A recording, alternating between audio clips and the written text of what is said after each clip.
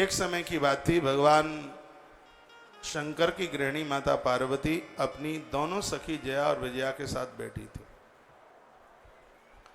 मैया स्नान करने को जा रही थी। इतने में भोलेनाथ आ गए तो मैया लज्जित होकर के अंदर चली गई। स्त्री पुरुष के बीच में बड़ी मर्यादा है। ग्रंथ तो ये कहता है कि नारी को इतना मर्यादित होना चाहिए, पति भी उसको नहाते समय ना देख पाए। ये ग्रंथ कहते हैं, इतनी मर्यादा। मैया नहाने को बस बैठी ही थी, इतने में शंकर जी आ गए। महादेव के यहां कोई किवाड़ तो लगे नहीं है। मैया लज्जित हुई और वृक्ष के नीचे पीछे चली गई। शंकर जी उसी समय वापस चले गए। और ये पुरानी की इतनी बढ़िया पुरानी सभ्यता थी। पहले घर में बुजुर्ग बड़े लोग आते थे तो शायद आपको पता हो, देली पर पाम रखते थे तो वो खांसते थे कुछ ऐसे करते थे। उन्हें खांसी नहीं होती थी, वो ऐसा इशारा करते थे कि तुम सावधान हो जाओ, हम आ रहे। क्योंकि पहले माताएं खूब पर्दा करती थीं, सिर पर घूंघट होता था। अब घर में कोई नहीं है तो उस समय घूंघट थोड़ा कम हो, लेकिन जैसे ही कोई ससुर जेठ आया तो वो धड़ाम से इतनी जोर से, अरे वो एकदम वो लाज को नीचे कर दी। कहीं नहाने धोने को भी जा रही हैं तो वो सचेत हो जाती थी। बड़ी मान्यता, बड़ी मर्यादाएं थी उस समय ऐसी। तो शंकर जी आए और शंकर को लगा के गौरा नहाने को जा रही थी और मैं आया और उसको लज्जित होना पड़ा। शंकर जी उसी समय वापस लौट गए। बड़ी मर्यादाएं थी। उन मर्यादाओं में इतना आनंद आता था। देवियां भोजन बनाती थी तो एक ओटा लगा देती थी उसके चूल्हे के ऊपर, यूं ऐसे यूं करके, और उसमें आड़ बोलते हैं उसे, और उसमें छोटे छोटे छेद बना देती थी। ऐसे बनाती कि अंदर की माता सबको देख ले, लेकिन बाहर जो जीवने को बैठे हैं अंदर कौन बना रहा है वो ना देख पाए। क्योंकि पसीना इतना आता था, चूल्हा जलता था, खेत की लकड़ियां जलाई जाती थी तो इतना पसीना निकलता, तो फिर वो इतना बड़ा घूंघट डालना भी तो बड़ा मुश्किल होता था। तो ऐसे आट बनाई जाती थी। बस उतनी जगह होती थी अंदर खुलने को, अंदर घुसने को। लगभग 3-3 फीट की ऊंचाई में वो ऐसे, आपको मालूम है? तो बड़ी मान्यताएं, बड़ी मर्यादाएं वो होती थी। वो अंदर से सबको देख लेती। अब जेठ जी आ गए, अब ससुर जी आ गए, अब ककिया ससुर आ गए, ओह चचिया सासू भी आई, तो सबको अंदर उसी में से देख लेते।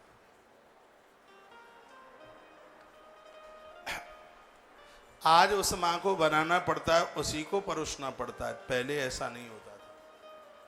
पहले जो बनाती थी वो बनाती ही थी, घर में और लोग परोसने में सहयोग करते थे, आपको पता होगा। और 250 ग्राम आधी किलो आटे की रोटी नहीं बनती थी, 5-5 किलो आटे की। वो इतना लूड़ा बन जाता था पूरा। और इतनी देर तक, आज तो पता ही नहीं लगता कि आटा कितनी समय में गूंथ गया। उस समय तो 35 मिनट लगती थी कम से कम आटा गूंथने में। यूं ये इनको यूं ऐसे पानी डाल डाल के, यूं ऐसे यूं करके उन चपातियों में, रोटियों में खाने में बड़ा आनंद आता था। दोपहर की बनी हुई रोटी रात को 10 बजे तक मुलायम रहती थी, फुइया जैसी बिल्कुल। क्या तोनार इन हाथों में, हो अन्नपूर्णा माँ के हाथ। पूरी ज्वाइंट फैमिली होती थी, परछे में सब्जी बनती थी, और खुशी इतनी होती थी शाम को बयारू में सब पास ही पास बैठ जाते थे। मिर्च इतनी बड़ी ली, गुड़ का डेल लिया, आनंद इतना होता था। आज तो दाल में स्वाद ही नहीं है। पहले ये माताएं अपने हाथों से दाल, पहले वो ऐसा चकिया होती थी, उससे वो दाल पीसने वाली चकिया दूसरी होती थी और आटे वाली दूसरी होती थी। उस समय तो उस दाल में ही इतना स्वाद होता, उसमें वो आम और डाल देती थी, आम के टुकड़े करके उसमें अमिया। ओ हो, जी पर पानी आता है याद करके ही। कद्दू ऐसा बनाती थी कि 56 भोग पीछे हो जाए, उसमें आम डाल डाल के एक आम की लौंजी बनती थी। कहने की बात यह है कि बहुत मर्यादाएं इतनी थी। नारी चलने में, बैठने में, खाने में लाज करती थी। जो नारी घर में 10 बार खाती थी उसको ठीक से काम नहीं उससे हो पाता था। मिखियां भिड़ भिड़ रही हैं, उनको कहा जाता अरे इस घर में तो फुहरिया स्त्री आ गई है, ऐसा बोलते थे। नारी बहुत मर्यादा का पालन करती थी, उस समय की बात थी। लोग भी बहुत शर्मीले होते थे। तो जो ही शंकर जी लौट गए तो वो जया नाम की एक सखी थी ना पार्वती की, उन्होंने कहा जी ऐसा काम करो, जब भोलेनाथ के पास में इतने गढ़ हैं तो कुछ गढ़ तो फिर अपने भी तो होने ही चाहिए। घर सूना सा रहता है, कोई है ही नहीं, और बच्चों से माँ का मन लग जाता है। तुम एक बच्चे को जन्म क्यों नहीं दे देते?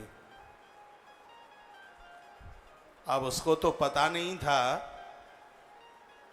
कि महात्मा दधीची की पत्नी सोवर्चा ने सभी देवताओं को श्राप दे रखा था कि तुम देवियां बांझ हो जाएंगी, तुम्हारी कोख से कोई संतान नहीं होगी। एक भी देवताओं के यहाँ देवियों के पेट से कोई संतान हुई नहीं। सोवर्चा ने श्राप दे रखा था। वो दधीची महात्मा की हड्डियां ले आए थे ना वो देवराज इंद्र, सो उसने श्राप दे दिया, अनादिकाल की बात है। तो विजया ने कहा कि एक अच्छे से बच्चे को तुम भी जन्म दे दो ना। पार्वती माँ ने कहा बिल्कुल दूंगी, बिल्कुल दूंगी। और सुन बहन, तुझे पता है कि बेटा कैसा होगा? तो उबटन का कुछ सामान कटोरे में मैया ने उसको रख दिया था। लोग तो कहते हैं मैया ने देह पर लगाया, फिर उसका मैल निकला और फिर वो मैल में से आकृति बनाई, उससे गणेश प्रकट हो गए। ऐसा कुछ भी नहीं है। हाँ, मैया ने कुछ बेसन दही में भिगो करके रखा था, बेसन।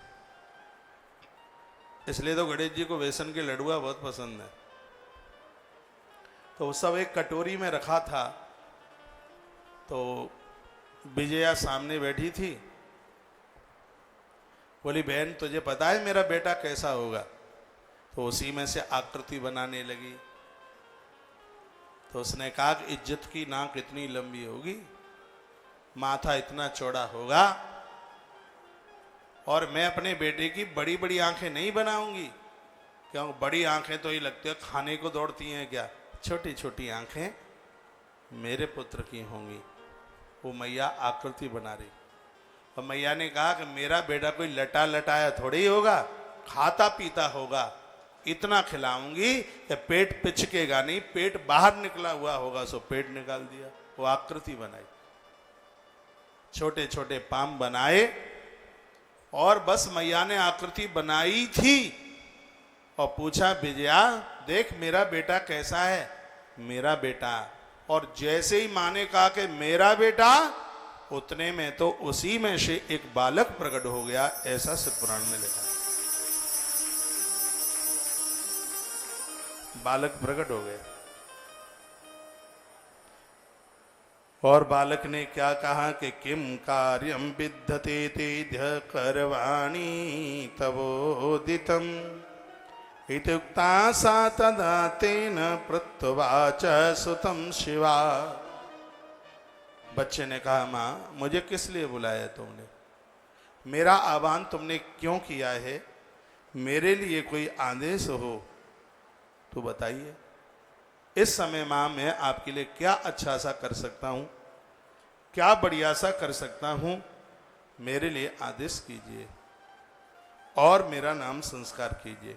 तदीयम रूप मालोक्य सुंदरम हर्षमागतः। अपने पुत्र का सुंदर रूप देख करके माँ हर्षित हो गई। माँ को बहुत प्रसन्नता हुई।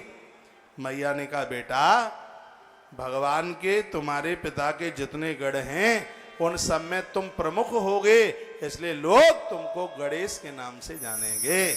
मैया ने अपने पुत्र का नाम गणेश रखा। मुखमा चुंब्य सुप्रीत्यान लिंगयम तम कृपया सुतम। मैया अपने पुत्र के मुख को चूमने लगी, लाड़ करने लगी, दुलार करने लगी। और बार बार वो बच्चा पूछ रहा था, माँ मेरे लिए आदेश करें, मुझे क्या करना है। बालक हाल ही बड़ा हो गया,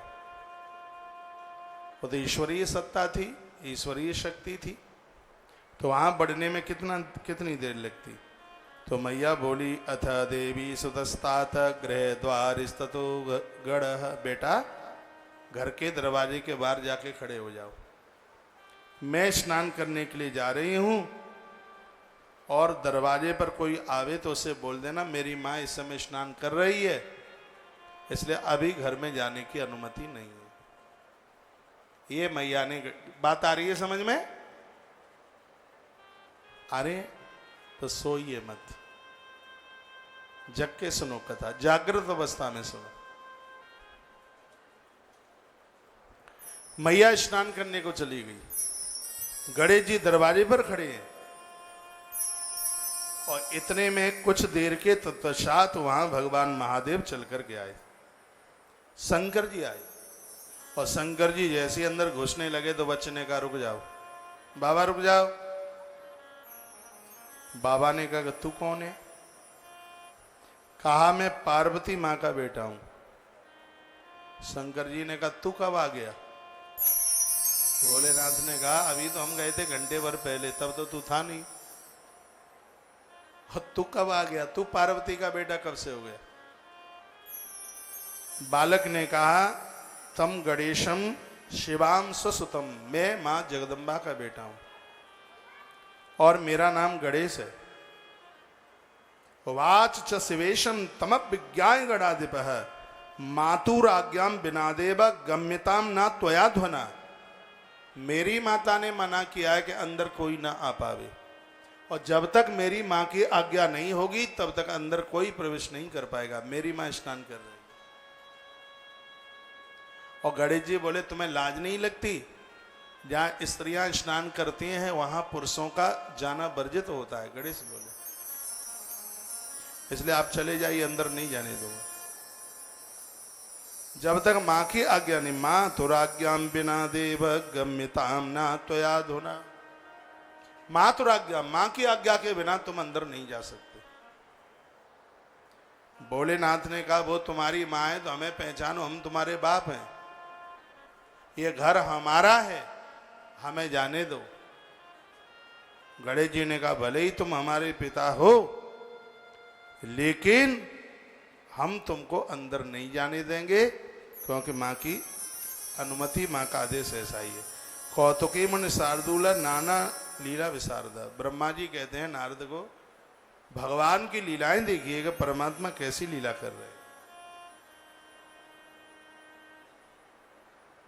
ये पूरी कथा कहती है कि जो जिम्मेदारी दी है उसको निभाइए, निर्वाहित कीजिए।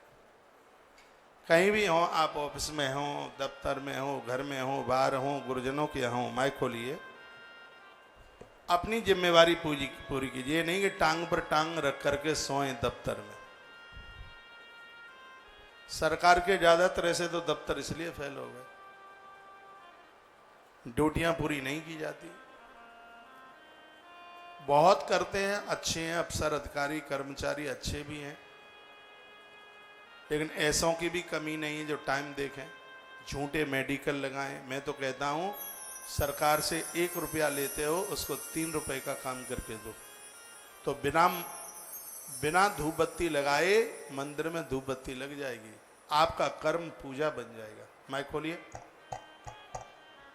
आपकी की गई ये कार्यशैली एक पूजा का रूप धारण कर लेगी। झूठे मेडिकल लगा रहे हैं, बिना मतलब का टीएडीए बना रहे हैं, झूठ बोल करके छुट्टियां ले रहे हैं। ये गवर्नमेंट का नुकसान, आपका नुकसान है, मेरा नुकसान है, हमारों का नुकसान है। जिम्मेवारी पूरी कीजिए। कोई आपको कह दे कि यहाँ खड़े होकर के ये काम तुम्हें देखना है, तो देखना है। हमने तो अपने महाराज जी के यहाँ ऐसा ही किया है। हमारे अंदर तो वही संस्कार है। उन्होंने कह दिया बेटा ये करना है, जब तक वहाँ से बुलावा ना आ गया तब तक हम तो नहीं उठे वहाँ से। मुझे आज भी बहुत ध्यान है, बहुत ध्यान है। एक बार शिवरात्रि की पूजा हो रही थी, वहाँ सब लोग पूजा में थे। रात का टाइम था, प्रभु प्रेम आश्रम अंबाला की बात है। महाराज जी ने कहा बेटा बेलपत्र धोते रहना गंगा जल में। अब उन्होंने ये तो कहा नहीं कि कितने बजे तक धोते रहना, बहुत बेलपत्र थे। महाराज जी का बुलावा आया नहीं, मैं पूरी रात बेलपत्र धोता रहा गंगा जल में। सुबह के 5 बज गए, लोग भारी भीड़ थी चढ़ाने के लिए, और हमें तो ऐसा लग रहा था कि हमारी शिवरात्रि की पूजा बेलपत्र धोने से ही पूरी हो रही है, क्योंकि महाराज जी ने आज्ञा करी है। उसमें कोई किंतु और परंतु जैसा शब्द ही नहीं हो सकता कि वहां से हट जाए। चढ़ाने वाले लोग थक गए होंगे चढ़ाते चढ़ाते, लेकिन बेलपत्र धोने वाला नहीं थका। सुबह 5:15 बजे ऐसे पिंडी थी, उधर बर्फ का शिवलिंग बना हुआ था, भीड़ भारी थी। दास बेलपत्र धो रहा था। 5:15 बजे उधर आरती हुई, हमारा बेलपत्र ही धोने में आरती हो रही थी। महाराज जी उधर से लौटे, कहा बेटा क्या कर रहा है? मैंने कहा बेलपत्र धो रहा हूं। कहा कब से? कहा जब से आपने आदेश किया तब से। उनकी आंखें भर आई, रो पड़े। उन्होंने मुझे अंक में ले लिया, छाती से लगा लिया और कहा बेटा ये महादेव तुझे वहां पहुंचा देंगे जहां के लिए मैं भी नहीं सोच सकता, तू भी नहीं सोच सकता। मुझे मेरे गुरु का आशीर्वाद मिला है। मैंने अपने गुरु को इंसान नहीं माना, मैंने अपने गुरु को भगवान माना है। उनका आदेश ईश्वर का आदेश। मध्य प्रदेश में एक जगह पड़ती है, सीहोर डिस्ट्रिक्ट में है, इसका नाम है आष्टा। आष्टा है जगह का नाम। कोई उधर के मुझे सुन पा रहे होंगे, वो जानते होंगे। कोई तहसील वहसील है। बहुत वर्ष पहले मेरे गुरुजी की कथा थी वह, और उस कथा में मैं था। सुबह 2 घंटा महाराज जी की पूजा में रह करके, और उसके बाद में फिर मैं अपना थोड़ा बहुत जितना मुझसे बनता करता। हवन में बहुत वर्ष पूर्व से कर रहा हूँ यज्ञ, तो मैं अपना हवन कुंड, लकड़ियाँ और पूरी सामग्री खुद लेके चलता। मैंने कभी यजमान को नहीं कहा कि हमें लाके दे दो, कभी नहीं कहा। मैं वहाँ आश्रम से ही लेके चलता था। तो मैं हवन कर रहा था। महाराज जी ने पहले तो मुझे कभी देखा नहीं हवन करते। एक छोटा सा कमरा था, उसमें मैं रुका था। आधा गेट खुला था और आधा बंद था। मैं सिद्धि कुंज का स्तोत्र से आहुति डाल रहा था। इतने में महाराज जी ने किवाड़ खोल दी और मुझे नहीं पता लगा कि कोई आया है। मेरा एक 35 मिनट का हवन और उसको करके फिर एकदम मुझे लगा कि मुझे कोई देख रहा है। मुझे एकदम अंदर से लगा कि मुझे कोई देख रहा है, और जैसे ही मैंने इधर मुंह उठाया तो महाराज जी खड़े खड़े मुस्कुरा रहे थे। मैंने खड़े होके चरण बंदन किया, प्रणाम किया। हकीकत बातें, असली बातें। मुस्कुराए, और मुझे क्या कहते हैं वो शब्द मुझे आज भी याद है। कहते हैं बेटा तू जानता है कि हवन का परिणाम क्या होता है, यज्ञ का परिणाम क्या होता है? मैंने कहा बस मैं तो यही जानता हूं कि ये अपने धर्म में है, इसलिए मैं आहुति डालता हूं, इसके अलावा मैं और कुछ नहीं जानता इसके बारे में। वो कहते हैं बेटा कब से तू ये हवन कर रहा है? मैंने कहा गुरुदेव मुझे बहुत बरसें हो गई हैं आहुति डालते डालते। उन्होंने जो आशीर्वाद दिया, एक शब्द उन्होंने कहा था, वो कहते हैं कि देवताओं का हवन करना देवताओं को अपना ऋणी बना लेना। वो कहते हैं कि जो असली ब्राह्मण है, अच्छा ब्राह्मण है, तो उसके असलित्व का पता उसके अग्निहोत्र से लगता है, उसको अग्निहोत्र करना चाहिए। वो कहते हैं बेटा मैं सन्यासी हूँ, और सन्यासी को आग छूने का अधिकार नहीं है। मैं कहता हूं वो सन्यास धर्म ही किस बात का है, जिसमें हमारा नित्य का कर्म छूट जाए। इसलिए प्रभु प्रेम आश्रम में पुत्र रोज हवन होता है, रोज यज्ञ होता है। प्रभु प्रेम आश्रम में, हरिहर आश्रम में रोजाना यज्ञ होता है, रोज हवन होता है। उस दिन भी उनके यही शब्द थे, ये यज्ञ बेटा तुझे न जाने कहाँ से कहाँ पहुँचा देगा। मेरे महाराज जी का कहना है कि पुत्र जीवन में कभी यज्ञ मत छोड़ना। ये शब्द तो मेरे लिए महादेव का शब्द है, इसलिए मेरे जीवन में कभी यज्ञ नहीं छूटता, हवन नहीं छूटता। ये आशीर्वाद मेरे ऊपर मेरे गुरुदेव का है, मेरे गुरु महाराज का है। जो नित्य नैमित्त कर्म है, इनसे हम जुड़ करके रहें, और जो हमें आदेश मिला है उसको हम श्रद्धा से पूर्ति करें। उसके कहने से हुआ तो क्या हुआ। देखिए आज ये जितना भी जो भी कुछ हो रहा है, इसमें मेरी मेहनत कम। मैंने जो अपने ऊपर शासन किया है वो अनुशासन ज्यादा है। अनुशासन है, मुझे जितने बजे जगना है उतने बजे जगना है। अनुशासन, अपने ऊपर अनुशासन किया है। महापुरुषों के आशीर्वाद मिले हैं, संतों को सुना है। मुझे पूज्य रामसुखदास जी महाराज को सुनने का मौका मिला है। उन्होंने ब्राह्मण साधुओं को बड़ी फटकार लगाई। उनकी किताबें हैं, ब्राह्मण साधु चेत, ऐसी ऐसी किताबें उन्होंने लिखी। तो मैं इस गणेश जन्म की कथा से, गणेश जी एक जगह पर खड़े रहे, का मां का आदेश है, हट नहीं सकता।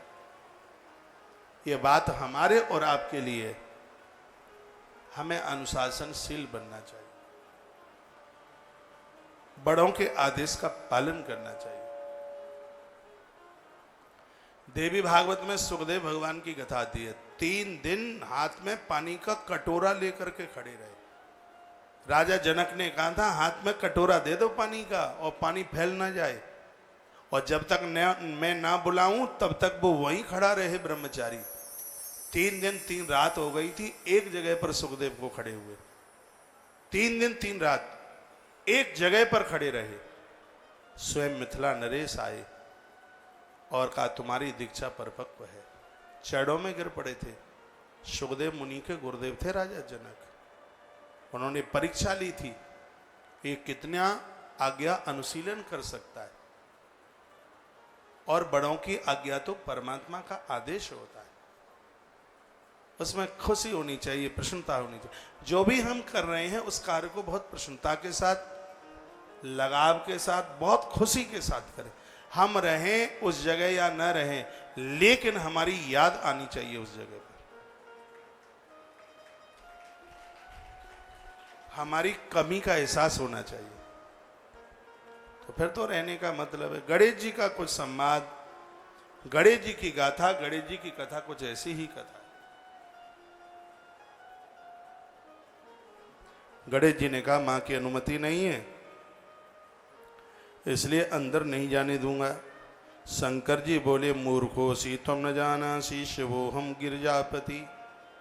शंकर जी बोले कहीं मूर्ख तो नहीं है तू, तुझे पता नहीं हम गिरजा के पति हैं, और तू हमें ही रोकता है। स्वगृहम ये घर मेरा है, शंकर जी बोले स्वगृहम ये घर मेरा है। यामी रे बाल निषेधसी कथम ही माम। अरे अबोध बच्चे तू मुझे क्यों रोकता है, स्वगृहम घर मेरा है। ब्रह्मा जी कहने लगे तुक्ता प्रवशंत तम महेशम गणनायक। ब्रह्मा जी कहते हैं नारद इतनी सी बात शंकर जी ने गणेश को कही।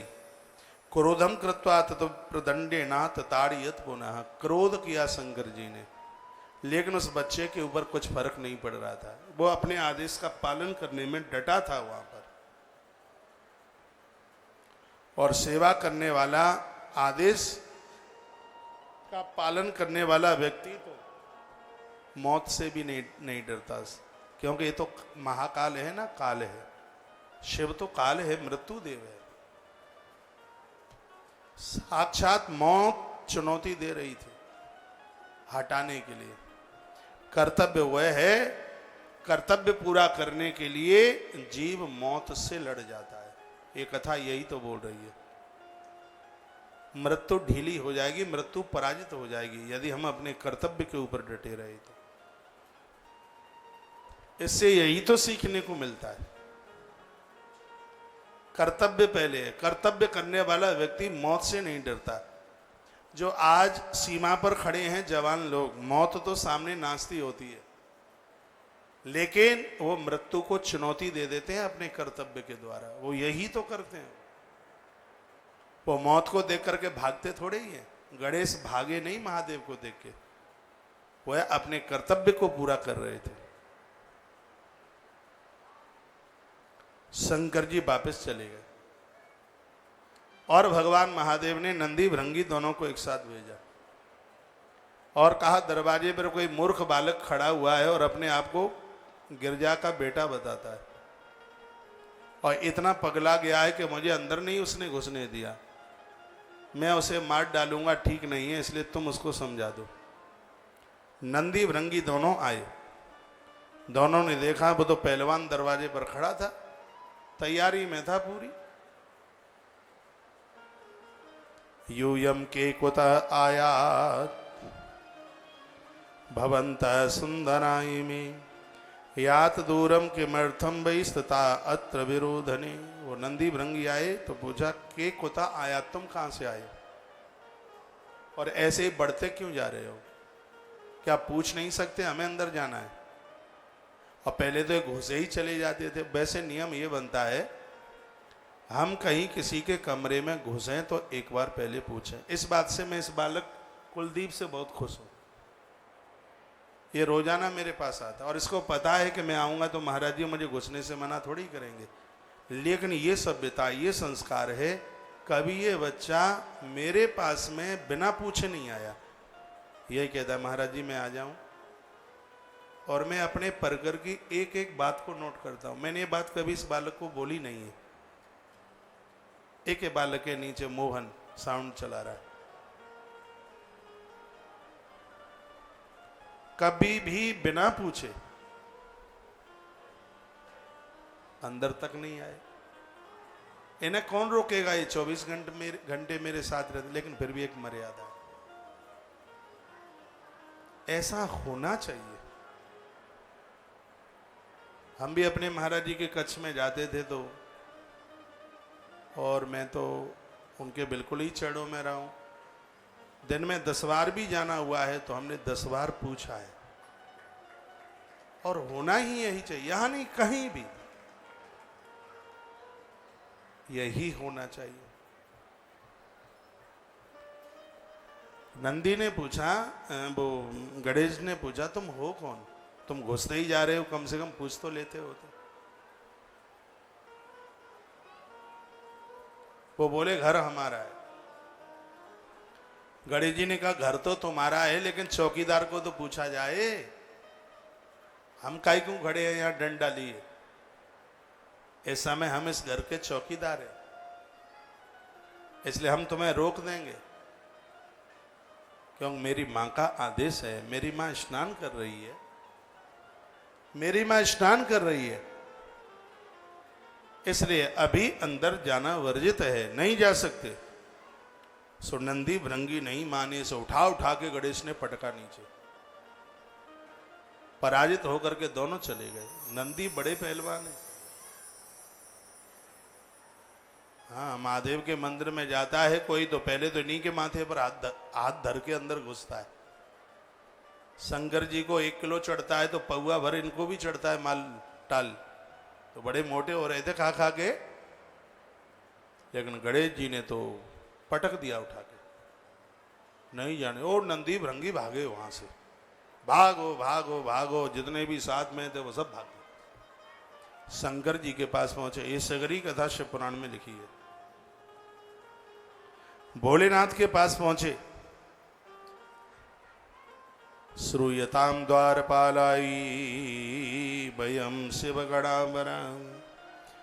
ब्रह्मा कहते हैं नारद जी से कि शंकर जी के जितने गढ़ थे वो सब जाकर के रोए। पराजित गणेश ने अकेले ने कर दिया। कहा कि उसके सामने तो कोई टिक नहीं सकता। विधाता ब्रह्मा जी पास में बैठे थे। शंकर जी ने ब्रह्मा जी को कहा कि तुम एक बार जाओ समझाओ। तो ब्रह्मा जी आए। जैसे ही ब्रह्मा जी आए उन्होंने भी ताल ठोकी। अब बूढ़े लोग जवानों को ताल ठोकें ठीक तो नहीं है। सो गणेश जी दाढ़ी से लटक गए और जैसे ही गणेश जी ब्रह्मा की दाढ़ी से लटके सो गणेश जी बोले बेटा मैं बिल्कुल नहीं आऊंगा, तू मुझे कैसे भी छोड़ दे, बिल्कुल इधर आऊंगा ही नहीं। सो दाढ़ी छोड़ दी ब्रह्मा जी की और ब्रह्मा जी भागे और शंकर जी को जाके कहा कि तुमने तो मरवा ही दिया होता बुढ़ापे में, वो साधारण बालक नहीं है, उसको पहचानो। ये ब्रह्मा जी के शब्द हैं। गणेश साधारण नहीं है। वेद ने तो गणेश अथर्वशीष बोल दिया उनके नाम से। गणेश अद्भुत है। गणेश की महिमा ऐसा कोई ग्रंथ नहीं है, ऐसा कोई वेद नहीं, उपनिषद नहीं जिसमें भगवान गजानंद की महिमा का वर्णन न किया गया। वर्णन किया है कि देवराज इंद्र आ गए थे युद्ध करने के लिए। ये युद्ध बड़ा तगड़ा युद्ध हुआ।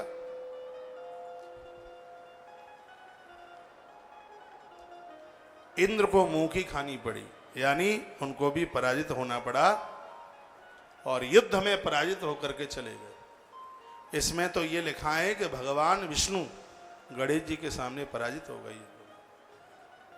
भगवान विष्णु भी वहां से पराजित होकर के चले। इस युद्ध को रोकने के लिए नारद से शिव जी ने प्रार्थना करी। कहा कैसे भी इस युद्ध को रुकवाइए, नहीं तो बहुत बड़ा अनर्थ हो जाएगा। नारद जी को कहा कि तुम ही कुछ कर सकते हो। एको बाले खिलम सैन्यम लोड्यामा सदुस्तरः। देखने में बच्चा लगता है लेकिन बहुत खतरनाक है, कहीं मेरे हाथ से अनहित ना हो जाए। इसलिए हे देव ऋषि जी, मैं तुम्हें बोलता हूं कैसे भी इस बच्चे के पास पहुंच करके और इसे युद्ध को समाप्त करा दें। सवोहम सैन्येन युद्धम कृत्वा चिरम मुनि विकरालम च तम दृष्ट्वा विस्मयम परमं गता। यह अध्याय में लिखा हुआ है कि गणेश जी बहुत सीधे हैं, भारी सीधे, बहुत सीधा देवता है और यदि अपने पर आ गया तो बड़ा खतरनाक है फिर। हाँ, ये भी बात और है। देवसी नारद जी वहां पर पहुंचे। नारद जी ने समझाया तो गणेश जी ने कहा मेरी गलती क्या है, मेरी मां नहा रही है तो ये लोग क्यों आ रहे हैं, इनको नहीं आना चाहिए। और बड़े बड़े ये वीर बन के और बहादुर बन करके आ रहे हैं, मेरे पास कुछ नहीं है, मेरे पास मेरी मां का आशीर्वाद है। आनंद की बात यह थी कि जिस तिनके को गणेश उठाते थे मां पार्वती की कृपा से वही तिनका अपने आप में त्रिशूल बन जाता था। ये मां भगवती जगदम्बा की बड़ी विचित्र लीला थी। तो इसका मतलब और आप समझ लीजिए, लिखा है हस्ते स्मृत्वाम मात्र पदाम्बुजम। गणेश जी सर्व माता के चरणों का ध्यान करते थे और हाथ में जो तिनका लिया वही अस्त्र बन जाता था। तो इसमें नीचे सूत सौनक ऋषियों को क्या कहते हैं, इस मृत्यु लोक में जो आशीर्वाद मां का है उसके बराबरी कोई आशीर्वाद हो नहीं सकता। संतों के पाम छू छू के चमड़ा निकाल लेना पाम का, माता का अपराध करने वाले लोगों का साधु कल्याण नहीं कर सकते। इसलिए मां का आदर करो, मां को वंदन करो। पिता से भी पहले मां वंदनीय है, पूज्य। अब पिता लोगों के मुंह न लटक जाए। माइक देखियो भाई, भारी हो रहा है। मां प्रथम पूज्य। हमारे वेद में भी मात्र देवो भव, सबसे पहले माता का नाम, उसके बाद पिता का नाम। जीवन में पहला गुरु है मां, दूसरा गुरु है पिता और उसके बाद सगरे गुरुओं का नंबर आता है। जगत का जो ज्ञान कराया है वो मां ने कराया। जीवन में तीन को मत भूलना, माता पिता गुरुजन। और इनकी जो सेवा करेगा भैया, माता पिता गुरु की सेवा जो करेगा सम्मान दुनिया देगी, फूलेगा और फलेगा। माता पिता गुरु की सेवा जो करे, इनसे कभी दूर मन जाना। इनकी कृपा हमें निहाल कर देगी, समर्थ बना देगी, सामर्थ्यवान बना देगी। इनके वात्सल्य में, इनकी कृपा में इतनी बड़ी ताकत।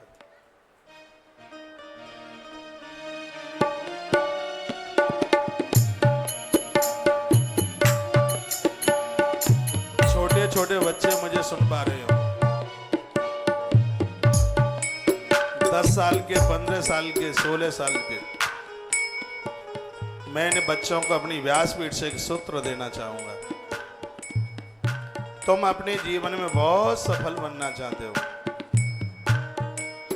बहुत ऊंचाई चाहते हो, तो 10 मिनट रोजाना माँ के पास कम से कम इतना बैठना,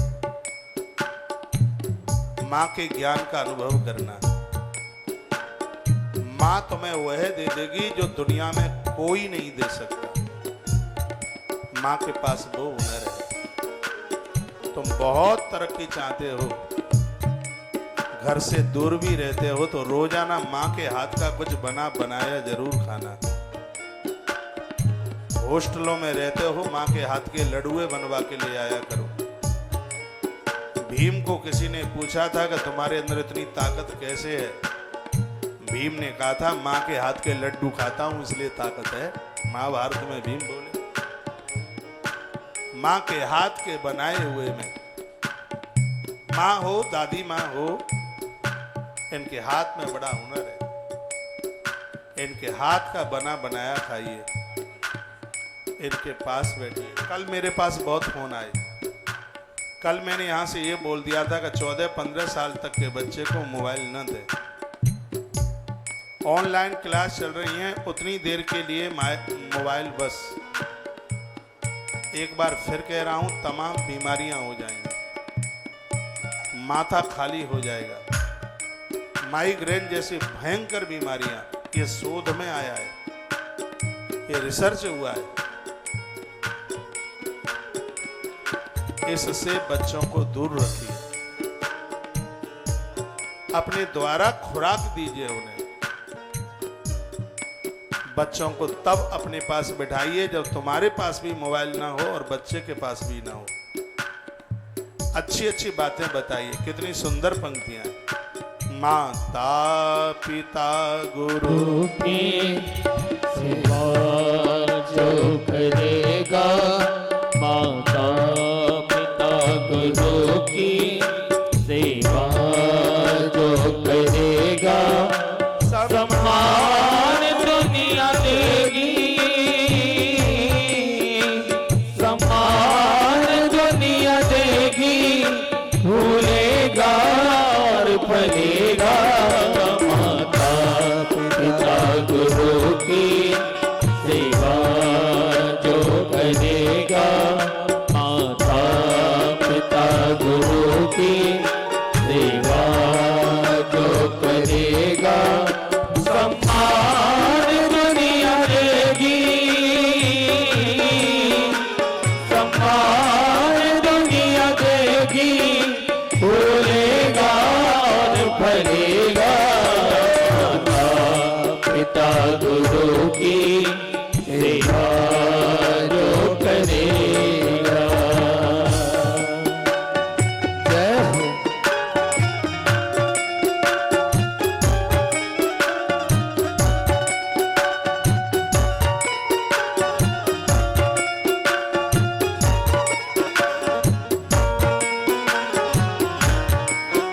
हो। आवाज बोलिए। जन्म दीपक माता ने अपनी गोदी में पाया है, अपनी गोदी में पाया है। जन्म दीपक माता ने अपनी गोदी में पाला है, अपनी गोदी में पाला है। पिला कर दूध फिर अपना दिखाया एक उजाला है, दिखाया एक उजाला है।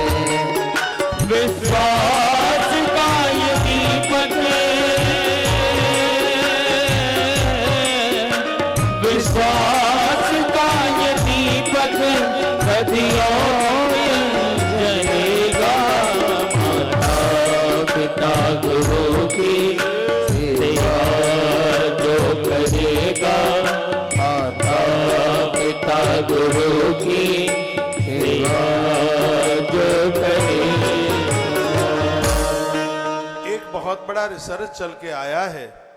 14-15 साल तक यदि बच्चों ने मोबाइल को ज़्यादा प्रयोग में लिया, आंखें इतनी कमज़ोर हो जाएंगी कि 35 साल की उम्र में आंख की ज्योति पूरी की पूरी समाप्त हो जाएगी। आंख से दिखना बंद हो जाएगा, बिल्कुल भी नहीं दिखेगा। इसका इतना बड़ा दुष्प्रभाव पड़ेगा। बौद्धिक क्षमता रुक जाएगी, बुद्धि का विकास रुक जाएगा। तो इस बात के ऊपर जरूर जोर दीजिएगा। देखना आपके बच्चे पोते पोतियां कहीं बहुत ज़्यादा ज़रूरत से ज़्यादा मोबाइल प्रयोग में तो नहीं ले रहे हैं। पूरा दिन गेम खेलते रहते हैं बच्चे। जो एक शोध में आया है कि 35 साल की उस उम्र में जब पहुंचेंगे तो आंखों से रोशनी चली जाएगी, बिल्कुल दिखाई नहीं देगा। कितना बड़ा खतरा है मोबाइल छोटे छोटे नवजात बच्चों के लिए। तो मन दीजिए। और ये पढ़े लिखे लोग जो बोलते हैं, इनका बड़ा शोध है, उनका रिसर्च है उनका। ये ऐसे नहीं है कि बात वैसे ही पटक दे, नहीं, उनके शोध में है ये बात। मैं खोलूं, बच्चों की ग्रोथ बढ़ाइए, इनका विकास कीजिए। जब से चाय ज़्यादा है बच्चों को पिलाना शुरू किया, बच्चों की हाइट रुक गई है। तुम्हें पता है कि बेटियों की हाइट कम है, बच्चों की हाइट कम, इनकी शादी विवाह में बड़ी दिक्कतें आती हैं। और आप उन्हें ऐसा बेकार खिलाते हो जिससे उनकी हाइट नहीं बढ़ती। ज़्यादा नमक खाने से हाइट रुकती है, ज़्यादा मैदा की चीज़ें खाने से हाइट रुकती है, हाइट पनपती नहीं है। मैदा की बहुत ज़्यादा चीज़ें आप बच्चों को खिलाएंगे तो उससे उनका उत्कर्ष रुक जाएगा, उनकी ग्रोथ रुक जाएगी, उनकी लंबाई नहीं बढ़ेगी। ज़्यादा इन्हें आप चाय पिलाएंगे तो इनका ग्रोथ रुक जाएगी। कैसे हाइट नहीं बढ़ती? नींद पूरी नहीं होगी बच्चों की तो हाइट रुक जाएगी। इनका फर्क इसके ऊपर पड़ता है। नींद पूरी नहीं होगी, हाइट रुक जाएगी।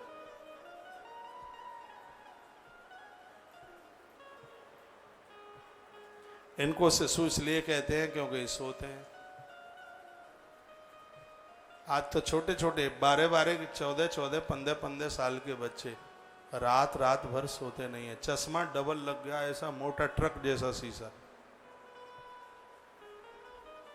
नहीं सोते रात भर। अपने बच्चों को कहिए ऐसा जॉब करें जिसमें वो रात में सो सकें।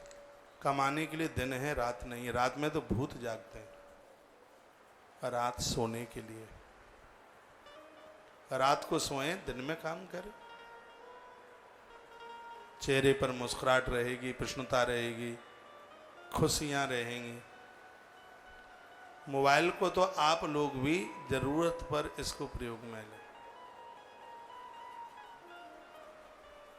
ये नहीं हरदम उसी में चिपके। रात्रि को अपने आप से कम मोबाइल को 3 फीट, 1.25 मीटर दूर अपने आप से दूर रख के सोइए। लोग अपनी छाती के ऊपर रख के सोते हैं। गीले बालों से कभी फोन ना सुने। बाल टपक रहे हों पानी उस समय, लेकिन क्या बताऊं, लोग नहाते समय मोबाइल बाथरूम में पास में रख लेते हैं। आज के समय भाई की इतनी ज़रूरत नहीं है जितनी ज़रूरत मोबाइल की है। आज के समय में पत्नी की उतनी ज़रूरत नहीं है, पति की उतनी ज़रूरत नहीं है जितना की ज़रूरत उनको मोबाइल की हो गई है। यदि मोबाइल इनका दुबका दिया जाए, छिपा दिया जाए तो हो सकता है अटैक भी पड़ जाए। साथ साथ ताले लगा के रखते हैं, पता नहीं कौन सी क्या चीजें उसमें रखी हैं। हो क्या गया है?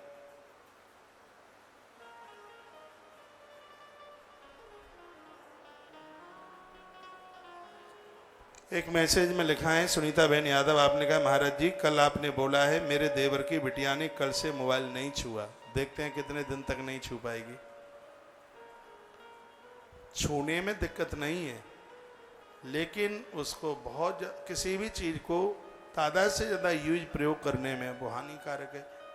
भले ही मैं क्यों ना हूँ, आप क्यों ना। आप मुझे इतना लड़ते हैं, कभी कहते हैं आप हमारे व्हाट्सएप के मैसेज चेक नहीं करते। अब मुझे आदत में नहीं है कि 25 बार दिन में चेक करूं। मैं एक बार रात से पहले कर लेता हूं और सुबह मंगलवाणी के पहले कर लेता हूं। टाइम थोड़ा होता है तो आप बहुत लोग राधे राधे लिख के भेजते हैं, सियाराम लिख के भेजते हैं, थोड़ा कुछ मैं भी लिख के भेज देता हूं। अब उतना तो आदत में है नहीं कि बस हरदम मोबाइल मोबाइल मोबाइल, उतना नहीं है आदत में, उतना नहीं है। कोशिश करूंगा कि ये भी धीमे धीमे छूट जाए बिल्कुल। कभी तो बहुत नाक में दम करता है, करूंगा कोशिश, कम कर रहा हूं क्योंकि मुझे भी आंखों की ज्योत की जरूरत है, मुझे भी माइंड की जरूरत है। ये 14 वर्ष के को ही प्रभावी नहीं करेगा, ये सबको प्रभावी करेगा तादाद से ज्यादा इसको यूज किया तो सबको करेगा। सबकी आंखों में मोतियाबिंद पहुंचा देगा, सबके माथे में तकलीफ कर देगा, दर्द कर देगा। पागल खानों की संख्या बहुत बढ़ गई है, 1990 से पहले इतनी नहीं थी। आज लोग इतने तनाव में पहुंच गए हैं, डिप्रेशन में इतने हैं, नींद लिए बिना नींद नहीं आती। वो नींद की गोली लिए बिना, कंपोज लिए बिना नींद नहीं आती।